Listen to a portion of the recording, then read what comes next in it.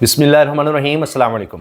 اب تک کی صورتحال یہ ہے کہ حکومت کی حالت بہت پتلی ہے، اجلاس ملتوی پر ملتوی ہو رہا ہے، کابینہ اجلاس میں ملتوی ہوتا چلا گیا، کمیٹیوں کے اجلاس ملتوی ہو گئے، اب رات 10 بجے کا کہہ دیا گیا کہ اچھا جی جو صبح 11 بجے اجلاس ہونے تھے وہ اب 10 بجے تک جا رہے ہیں، کہا جا رہا ہے کہ اب جو گناہ کرنا ہے وہ رات کی تاریکی میں کرنا ہے، یہ سب کچھ کہا جا رہا ہے۔ اب جب نوکری کرنے تو پھر نخرہ برداشت نہیں کیا جا سکتا، تو لہٰذا اب یہی اس حکومت کے ساتھ ہو رہا ہے۔ بقول نجم سیٹھی کے، جن کی تصویریں بھی میاں نواز شریف صاحب کے ساتھ بڑی وائرل ہوئیں، بڑے ان کے قریبی بھی سمجھے جاتے ہیں، نگران وزیر اعلیٰ بھی رہے ہیں پنجاب میں، بار بار پی سی بی کے چیئرمین رہے، انہوں نے یہ بات کہہ دی ہے کہ اس حکومت کو صاف صاف بتا دیا گیا ہے کہ آپ سے جو کہا جا رہا ہے چپ چاپ وہ کیا جائے، اور اگر آپ یہ نہیں کر سکتے، جس میں ایکسٹینشنز شامل ہیں، قاضی فائزہ صاحب کو ایڈجسٹ کرنا، ایکسٹینشن دینا، یہ سب کچھ جو کچھ آپ سن رہے ہیں اس میں تفصیل پہ آتے ہیں، بہت کچھ آ رہا ہے، تو یہ اگر آپ نہیں کر سکتے تو پھر آپ گھر جائیں، چھوڑ دیں، ہم خود چیزوں کو سنبھال لیں گے۔ آپ اندازہ لگائیے، یہ جو رات گئے تک اتوار چھٹی کا دن ساروں کو بلایا ہوا ہے، لائن حاضر کیا ہوا ہے، سارے ایم ایل ایز کو، سینیٹرز کو، خبردار کو ادھر ادھر نہ جائے، منڈی لگی ہوئی ہے، سارا کچھ کیا جا رہا ہے،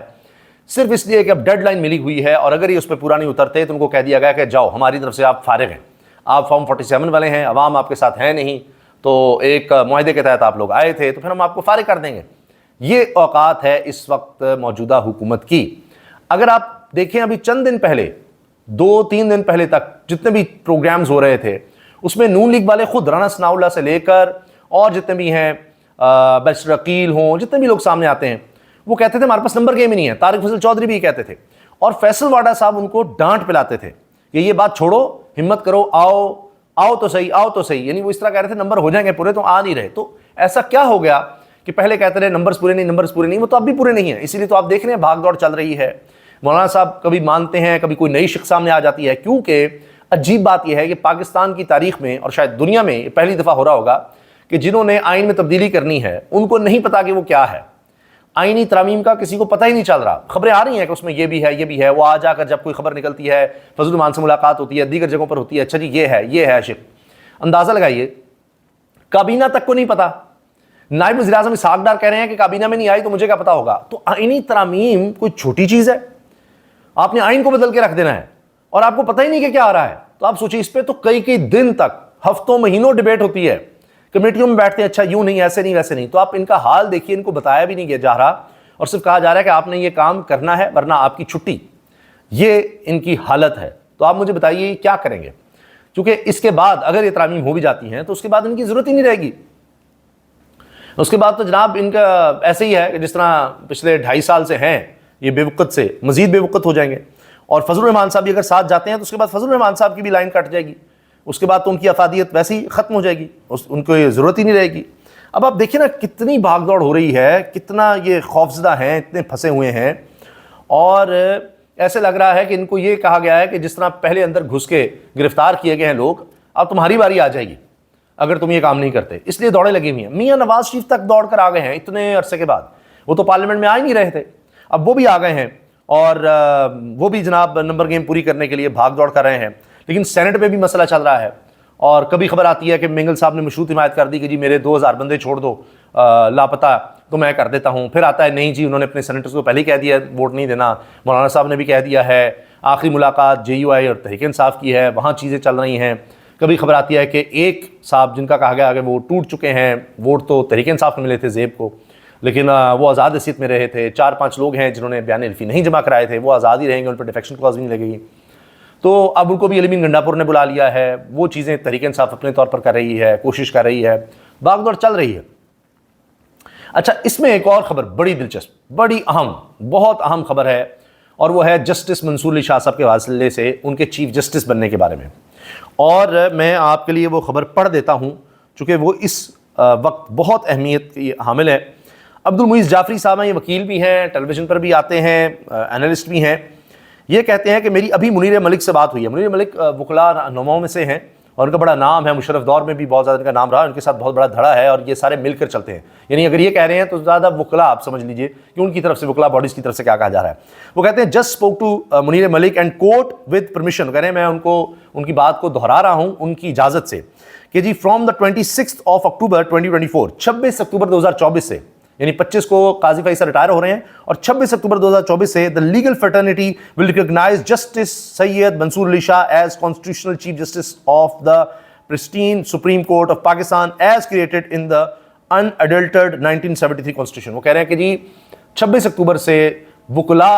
لیگل فرٹرنیٹی پاکستان کے قانون اور آئین کے محافظ وکلا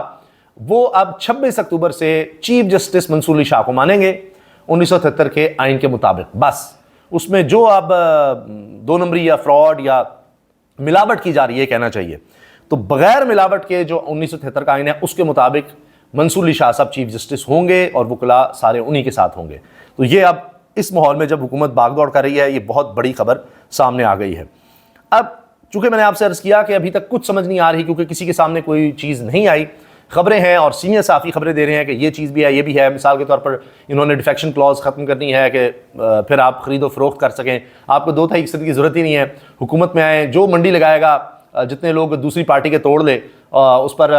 کوئی ڈیفیکشن لگے گی اور وہ دوسری طرف چلا جائے، یہاں سے اس طرف چلا جائے، پیسہ جو بھی آپ کریں منڈیاں لگائیں، وہ ختم کرنا چاہ رہے ہیں. اس کے علاوہ جناب آرمی، ایئر فورس، نیوی کے چیفز کو بھی 3 سال کی ایکسٹینشن دی جائے گی. قانون آئینی ترامیم کا حصہ ہے. اعزاز سید سینئر صحافی ہیں، ان کی یہ خبر ہے. تو میں نے آپ سے عرض کیا نا کہ خبریں مسلسل آ رہی ہیں مگر یہ بھی کہا جا رہا ہے کہ جی پتہ ہی نہیں ہے کہ کیا کچھ ہے. خبریں مختلف آ رہی ہیں. جس طرح اگر قاضی فیصل صاحب کو ایکسٹینشن نہیں دینی تو ان کو پھر یہ کریں کہ ایک اور عدالت بنا دیں سپریم کورٹ کے پیرالل برابر، اور وہاں پر 5 ججز ہوں گے، وہ حکومت کے بندے ہوں گے اور اس کی سربراہی اس کے چیف جسٹس قاضی فیصل صاحب بنا دیے جائیں. یہ ایک دوسری سوچ ہے. اسی طرح اور جو ترامیم ہیں ان میں ہے کہ اسلام آباد ہائی کورٹ کے خاص طور پہ جج ان کو پاکستان میں کہیں بھی ٹرانسفر کر دیا جائے. حکومت کے پاس یہ اختیار آ جائے کہ انہوں نے خط لکھنے کی ہمت کیسے کی، کیوں بتایا کہ مداخلت کی جا رہی ہے، ہمیں دھمکایا جا رہا ہے، مرضی کے فیصلے لینے کے لیے ہو رہا ہے، تو ان کو ادھر ادھر پھینک دیا جائے اور کسی کو بھی پھر کر سکیں. پھر حکومت کے پاس اختیار آ جائے ججز تعینات کرنے کا، چیف جسٹس کو بھی تعینات کرنے کا. ابھی تو آئین میں ہے کہ جو سینئر موسٹ ہوگا وہ چیف جسٹس ہوگا ریٹائرمنٹ، چیف جسٹس کی ریٹائرمنٹ کے بعد. تو ایک تو مدت ملازمت بڑھانے کی بات بھی ہے، جس طرح میں نے آپ کو بتایا سروس چیفز کی ہے، اس طرح ججز کی ہے. اور اس میں یہ کہ 5 ججز میں سے کوئی ایک حکومت اپنی مرضی کا چن لے گی. پہلے ججز بھی اپنی مرضی کا لگائے گی، پھر چیف جسٹس بھی اپنی مرضی کا لگائے گی، پھر بھی اگر کوئی نہیں مانتا اس جج کو ادھر ادھر پھینک سکتی ہے. توہین عدالت بھی کوئی جج نہیں لگا سکتا. تو اس طرح سے یہ ترامیم کرنے کی کوشش کر رہے ہیں لیکن ان کے پاس ٹائم بڑا کم رہ گیا ہے اور اس کی وجہ یہ ہے کہ ڈیڈ لائن، اور کبھی کہتے ہیں نمبر پورے ہیں لیکن پھر بھی بھاگ دوڑ سے لگتا ہے کہ کوئی نہ کوئی مسئلہ ہے. انہوں نے سب سے بڑا ملک کا مسئلہ یہ بنا دیا ہے. بچے ہمارے میل نیوٹریشن کا شکار ہیں، جس کو سٹنٹڈ گروتھ کہتے ہیں، غذائی قلت کا شکار ہیں. وہ مسئلہ نہیں ہے، کہیں آپ کو کہیں اس کی ڈیبیٹ نہیں. کبھی اتنی بھاگ دوڑ اس کی کوئی 1% بھی اس کا حساب اگر حکومت نے اس کام کے لیے کیا ہوتا تو ہمارے ملک کے حالات شاید بہتر ہوتے. اتنی بھاگ دوڑ انہوں نے معیشت کی بہتری کے لیے کی ہوتی، بے روزگاری کے خاتمے کے لیے، غربت کے خاتمے کے لیے کی ہوتی، مہنگائی کے خاتمے کے لیے اگر اتنی کوشش کی ہوتی اس کا 1% بھی، تو شاید ہمارے ملک کے حالات بہتر ہوتے، بلکہ یقیناً بہتر ہوتے. لیکن آپ دیکھیں کہ ان کی دوڑیں لگی کہاں ہوئی ہیں. اجازت دیجیے، اللہ حافظ.